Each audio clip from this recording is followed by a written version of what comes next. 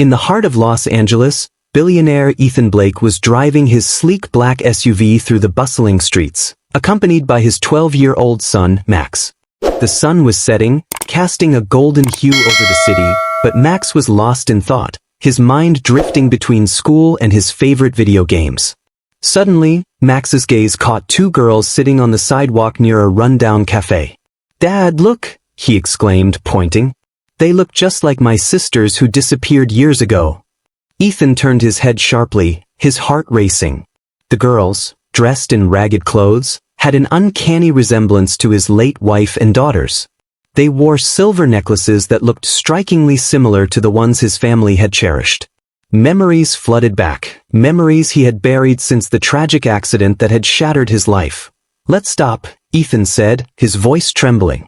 He parked the car and stepped out, Max following closely behind. The girls were huddled together, sharing a small piece of bread, oblivious to the world around them. "Do you know them, Dad?"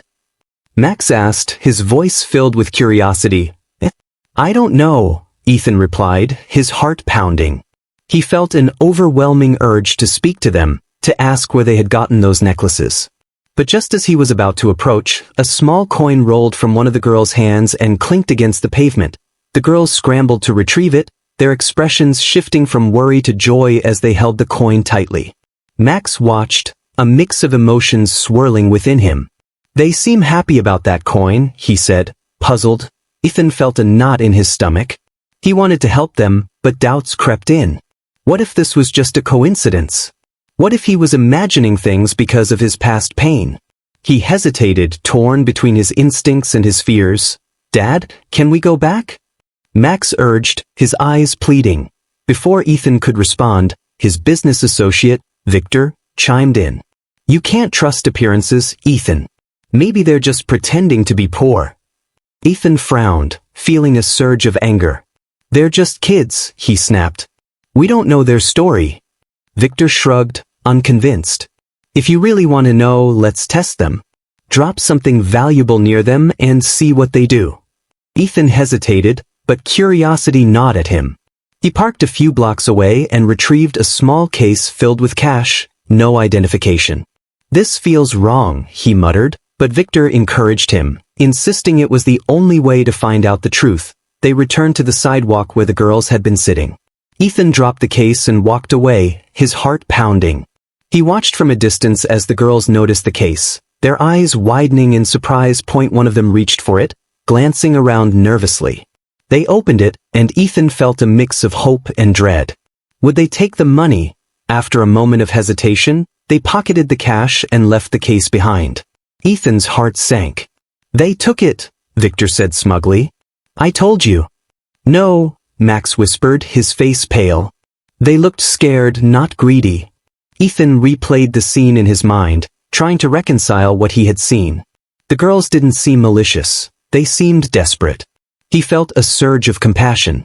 "We need to help them," he said, determination in his voice. But before he could act, the girls were gone, lost in the crowd. Ethan felt a deep sense of loss, as if he had let something precious slip away. Days passed, and Ethan couldn't shake the feeling that he needed to find the girls. He began searching the streets, asking around, but it was as if they had vanished. Then one day, while volunteering at a local shelter, he spotted them again. Mia and Zoe, the two girls from the sidewalk, were helping serve food. Ethan's heart raced. "Hey," he called, rushing over. "I'm Ethan. I saw you the other day." The girls looked up, surprise etched on their faces. "You saw us?" Mia stammered. "I want to help you," Ethan said, kneeling to their level. "You don't have to live like this." Zoe glanced at Mia, uncertainty in her eyes. "Why would you want to help us?" she asked. "Because I know what it's like to lose family," Ethan replied, his voice softening. "I lost my wife and daughters. I want to make sure you have a chance at a better life." The girls exchanged glances, and Ethan could see the flicker of hope in their eyes. "We don't want charity," Mia said, her voice firm. "I'm not offering charity," Ethan insisted. "I want to be part of your lives. I want to help you get back on your feet." After a long pause, Mia nodded slowly. "We'll try." Ethan took them to his home, a sprawling mansion that felt empty without the laughter of children. He introduced them to Max, who was thrilled to have sisters. As the days turned into weeks, Ethan watched as Mia and Zoe began to blossom. They attended school for the first time, and Ethan made sure they had everything they needed. But as they settled into their new lives, Ethan couldn't shake the feeling that something was off. He noticed how his mother, Grace, reacted whenever the girls were around. There was a tension in the air, a secret that hung between them. One evening, while sorting through old family photos, Ethan stumbled upon a picture of his late wife and daughters.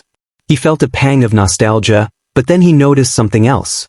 The girls looked strikingly similar to his daughters. "Mom," he called, seeking her out. "Can you come here?"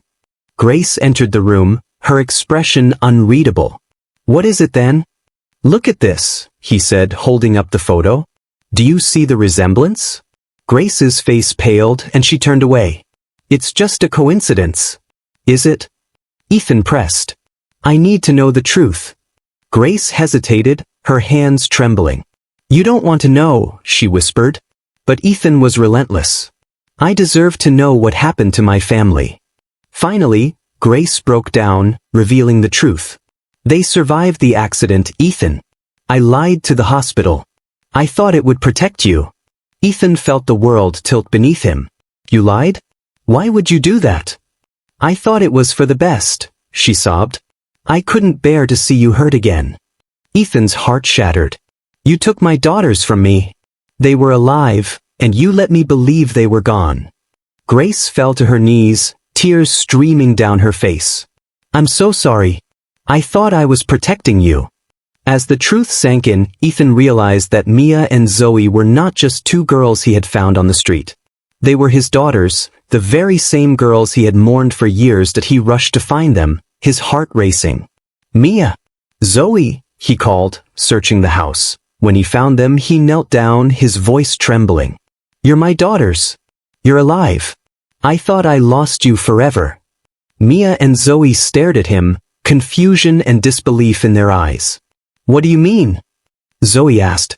"I found out the truth," Ethan said, tears streaming down his face. "You're my daughters. I've been searching for you."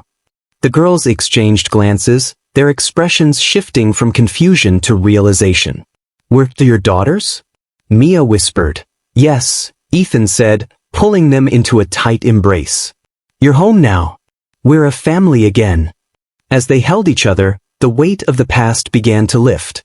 They were no longer lost. They were together, bound by love and the truth that had finally come to light. In the days that followed, Ethan worked to rebuild their family. He enrolled Mia and Zoe in school, ensuring they had everything they needed. They laughed, cried, and shared stories, slowly healing the wounds of the past. Ethan also started a foundation to help other children like Mia and Zoe, ensuring that no child would have to endure the same hardships they had faced. He named it New Horizons, a testament to the second chance they had all been given. As the seasons changed, so did their lives. The house that once felt empty was now filled with laughter and love. Ethan watched as his daughters thrived, their spirits shining brighter each day, and every evening as they gathered around the dinner table, Ethan felt a sense of peace wash over him. They were no longer just survivors. They were a family, united by love and the bonds that could never be broken. In the end, the hidden legacy had been uncovered, and together, they forged a new path, one filled with hope, healing, and the promise of a brighter tomorrow.